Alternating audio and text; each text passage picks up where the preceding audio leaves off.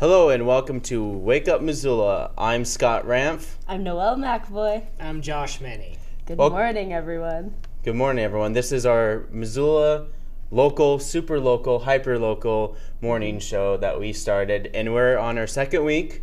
And I got a couple announcements going on for just today. Tonight we got orientation, which offers anybody in the Missoula community to get involved with MCAT, which means you get a chance to use our equipment, which is the latest equipment, HD, full HD, our latest Final Cut 10.1.1, Nice. and Adobe CS6. We have that all here at MCAT, and it's just less than getting a Costco card for membership, and it's just an annual fee. You're set to go, and yeah. Sweet. The only thing that holds people back is their imagination. And speaking of which, this would be a perfect time to get oriented with MCAT because we're doing a Creative Cat film contest. Creative Cat. I can't hear myself. Oh, you can't? No. Oh. Keep going, Scott. I can still hear you in my headset. All right. So, the Creative Film Cat contest, or the Creative Cat... Let's see. Let me get a better shot of this. Oh. So, this is the Creative Cat Film Contest, and the top prize is $365. Woohoo! $365, and endless prizes from the Green Light, Zoo City Apparel, Bernice's Bakery, and the Animal Clinic.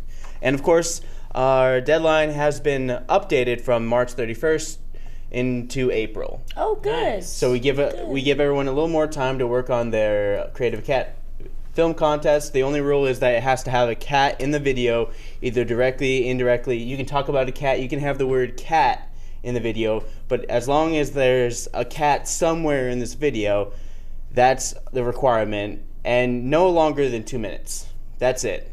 If you already made one with a cat in the video, give it to us at contest@mcat.org. That's contest, C-O-N, test at mcat.org.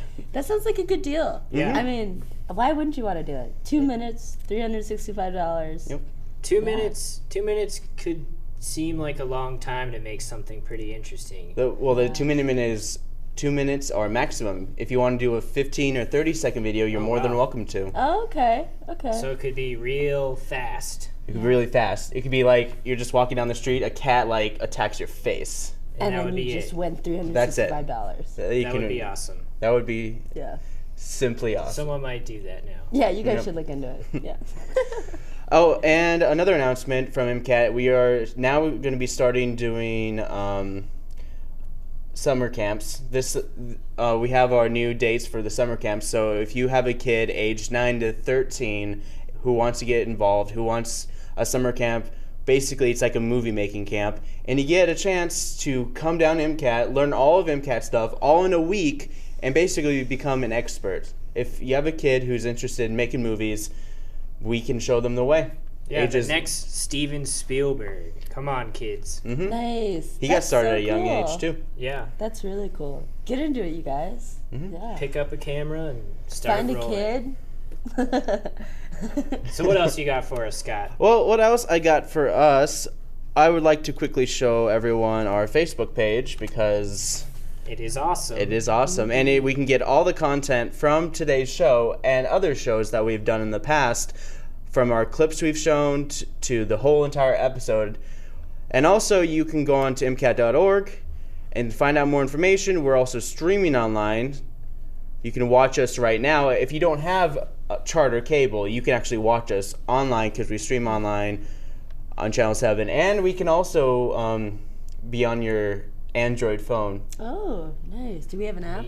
There's an app called US TV, and all you gotta do is type in MCAT Channel 7, and we're pretty much in there. That's so cool. Mm-hmm. So you can watch other TV stations from around the country? Oh, yeah. Nice. Cool. It's Nice. a great, That is awesome cool. app, and it's Yeah. free. Yeah, that's really cool.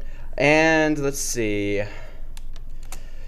Okay, let me switch gears and talk about Megs. So we have a great programming for you tonight, and they're all going on tonight. And it's this first one is personal branding, and it's on tonight at 5:30 p.m.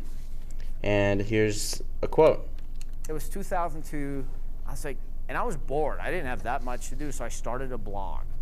And I started a stupid website called the Mario Blog, which was in 2002. And in 2002, there weren't a whole lot of blogs. Like, it wasn't a topic that was very popular. There's no WordPress, no TypePad, no online services, none of that.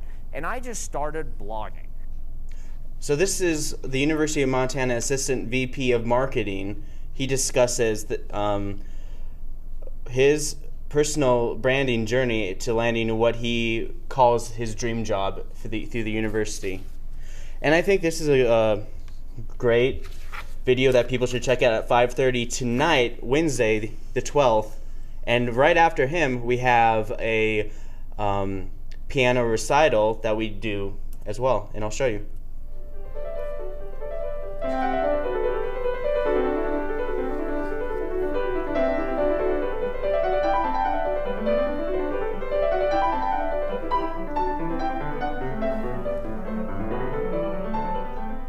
And this program is done at 7 p.m. and it's called Celebrate Piano Series number 4, featuring Spencer Meyer on piano. And I think we have a whole bunch of programming like this. Piano series, we do a lot of videos with the university music department, and we show a lot of great performances. Like the other day, we showed something that Josh shot at the recital hall. It was the jazz festival, but we had some technical difficulties, so we weren't able to talk about it a little more. But yeah, I mean, this is basically what I'm talking. This is basically what's going on tonight. The 2 new episodes with Branding, talking about what it takes to be for marketing, and he talks about his own experience, how hard it was him until he started doing it for himself. And then, of course, the music recital, which already sounds really great as well. But other than that, I have another thing I want to talk about, and it's called Flagship. Flagship is an after-school program that offers kids a chance to get involved with clubs and other this organization, which is supposed to help kids with after-school, whether it's homework, team building, all sorts of great stuff. And me, Christian Ackerman, and I go over to Washington Middle School, and they made this trailer. And I think it'll be really fun if you guys check it out.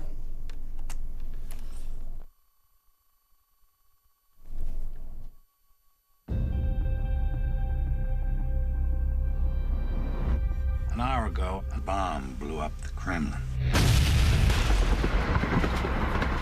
The president has initiated Ghost Protocol. The entire IMF has been disavowed. I found a rainbow! Now I've been ordered to take you to Washington, where they will hang the Kremlin bombing on you and your team, unless you were to escape after assaulting Brandt and me. But if any one of your team is caught, they will be branded terrorists out to incite global nuclear war. So what happens now? Your mission, should you choose to accept it.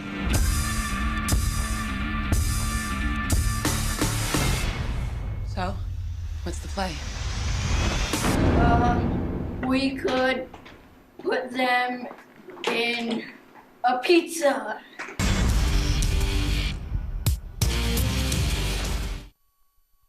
Well, there you go.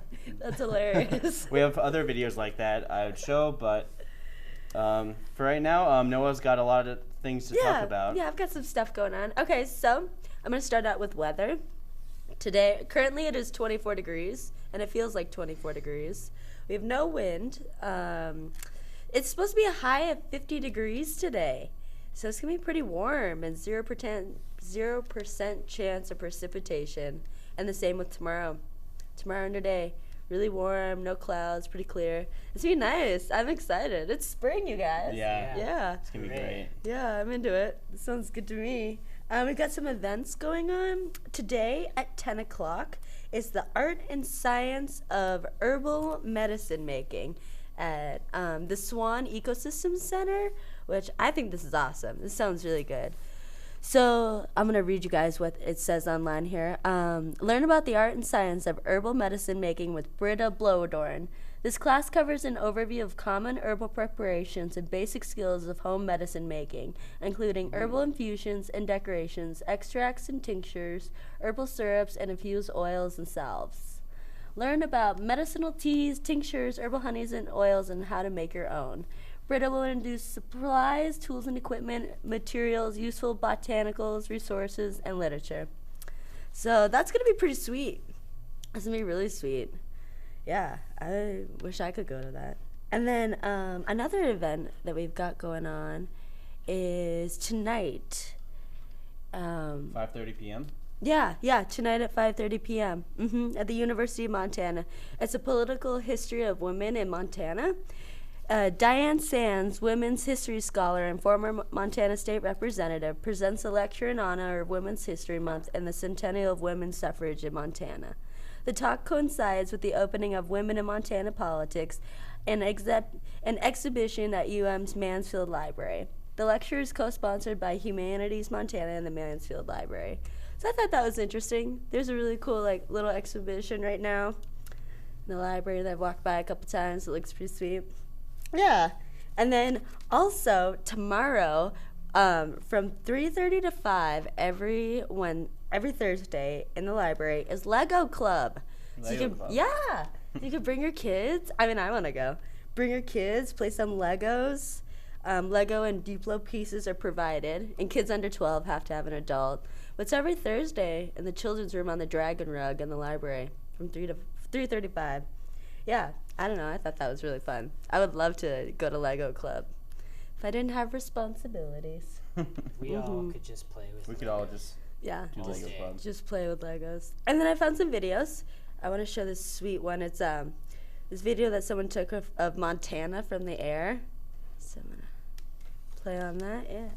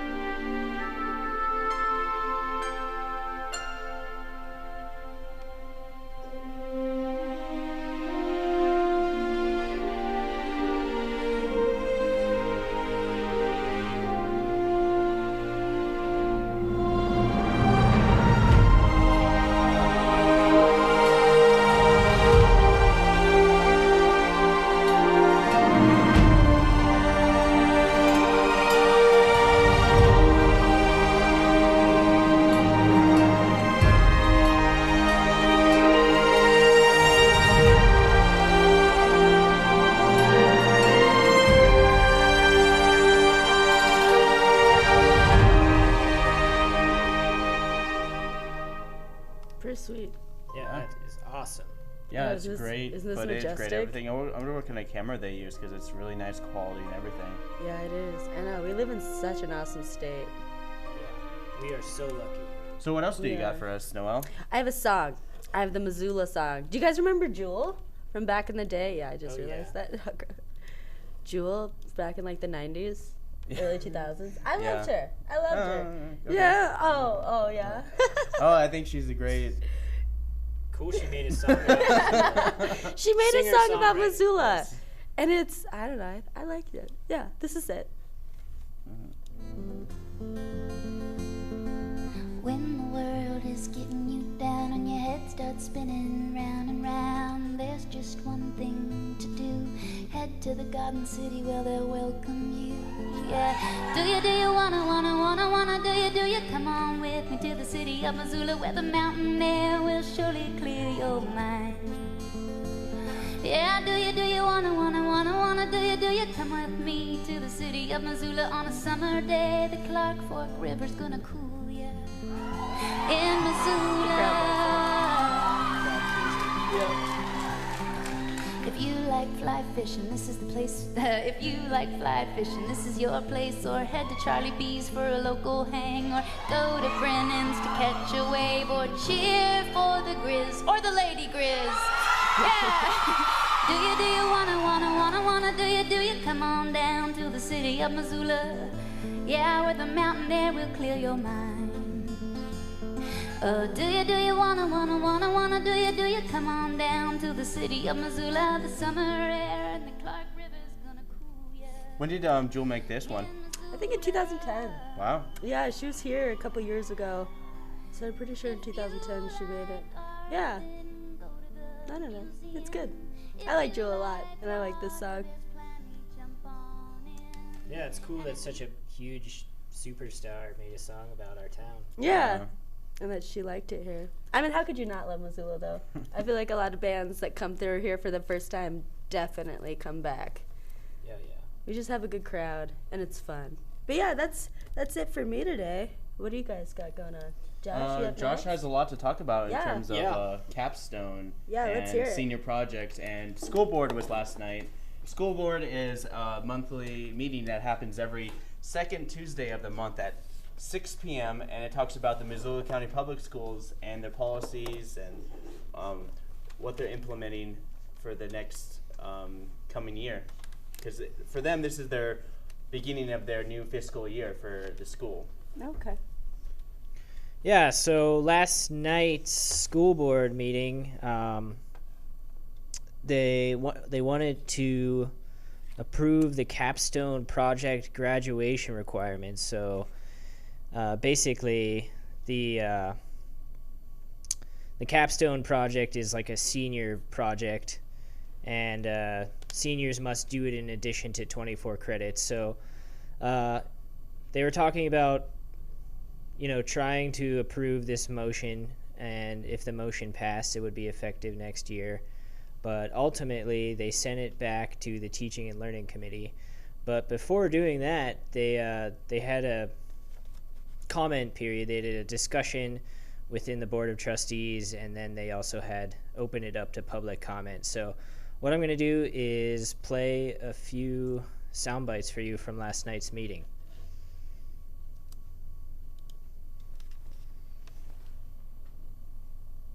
Done at a committee level for Capstone, and I think I really applaud all of you for spending so much time doing that.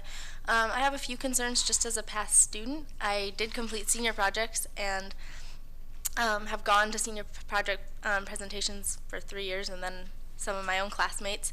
And I think that there is a lot of variability in how many hours are put into them and what's gotten out of them. And while I know that what you put into it, you get out of it, I think it could be hard to assign a credit to that just because there is such a variability in the time that's put in. But I also understand the need to sort of lighten students' loads when we already have a lot of graduation requirements, and especially seniors' loads, because seniors are going through scholarship applications and trying to apply for colleges, and there's a huge burden on seniors. So coming at this from two different angles, one as a teacher who would love to see students have that opportunity to research something they're passionate about and have to present on it, that's incredibly valuable. But at the same time, as a student, I think that there is a lot happening senior year, and so it's a hard line to do. And as a teacher, there's a lot of time that has to go into grading senior papers and helping kids. So it's a big discussion, and it's one I look forward to hearing. So last thing I want. Okay, so that was Rose. She's a part of the Board of Trustees, and obviously she's giving the perspective from a student teacher. But this is a teacher from Sentinel, and she's going to talk about proficiency. I wanted to talk about was just proficiency, and I think this is a reason why it should go back to the committee too, because we do need to talk about what is proficient in a Capstone project. If it's going to be a graduation requirement, right now that proficiency means something different at Hellgate, it means something different at Big Sky and at Sentinel. And so if it's going to be a graduation requirement, it should be the same across the board, and that's something that we should know what it's going to be before it's voted on. But also that you need to know that a kid's diploma depends on this. Essentially, that's what it is. So you have to be willing, if you're going to vote yes, this is going to be a graduation requirement, that if a student has done everything we've asked them to do for 12 years and for whatever reason, and there's probably tons and tons of reasons why they didn't complete a capstone project, is that a good enough reason not to give them a diploma? Because if you're saying it's a graduation requirement, you're saying yes, it is a good enough reason. So those are some of my big reasons. I have a group of other Sentinel members across the curriculum that. So that was a teacher, but here is a principal. She's the principal of Helligate, and she's in favor of the capstone, and she talks about how the capstone should be integrated into the rest of the seniors' studies throughout high school. And then she also talks about how the capstone project follows the Common Core and how it can be used to help teachers with Common Core rubrics. We are developing common rubrics that the committee developed. They looked at the Common Core rubrics, and that's the rubrics that they developed so that we would have common proficiency standards across the district. And as we have tried to make sure that, whether I'm a science teacher or I am a fine arts teacher or I'm a music teacher or I'm a social studies teacher, that when I look at my seniors' paper, we sat down and looked at those papers together with the rubric so that we're getting a common understanding of those rubrics across the curriculum. I see this as not only a vehicle for promoting 21st century education, but also a vehicle for promoting that writing across the curriculum, so that as my teachers become familiar with the rubrics, that they're saying, okay, I can use this rubric in my science class, I can use this rubric in my social studies class, and that students, as they continue to see that rubric over and over and over in different content areas, begin to have a greater understanding of what that expectation is, instead of, many of my departments have common rubrics. My English department has common rubrics. My social studies has common rubrics. My science department has common rubrics. But this is a rubric that we're using across the school.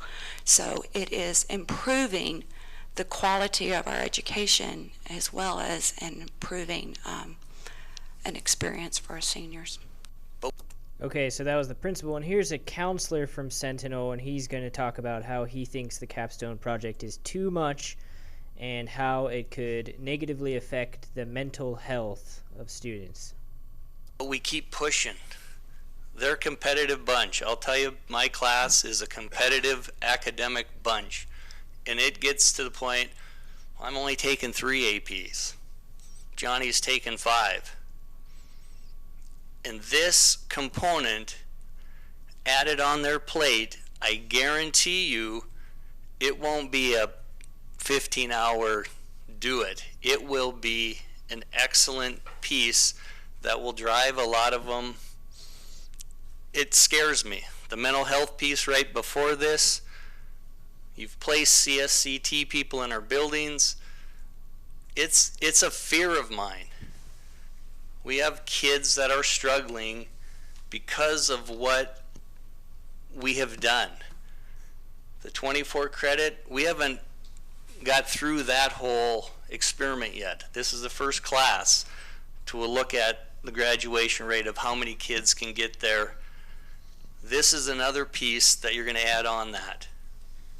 And I'm really concerned, and I think you need to give it some thought. I think the idea is nice, but I think it needs to be an optional piece. Haley did an awesome job of, if they want to do it, I have no problem, they do it. It can be documented on a transcript somewhere. I think that's great. But to force every student to do it, I think you're making a big mistake. Thank you. Okay, so that was a counselor, and the next person up is a parent of a former student, and she's going to talk about how she thinks scholarship applications are more important. The time that's needed to apply for scholarships is more important than capstones. I just want to say that with my daughter, the time that she spent investing in applications for scholarships was immeasurable. She spent many hours, weekends, nights, above her AP classes and all that homework, trying to complete scholarship applications. The one I hold in my hand is a 32-page written application portfolio that she put together in order to go to the school that she is attending. And this earned her about $16,000. That was worth a whole lot more to us as parents and to her for her education than doing a capstone project that maybe looked good on a transcript. This was money, and that was very valuable to her education.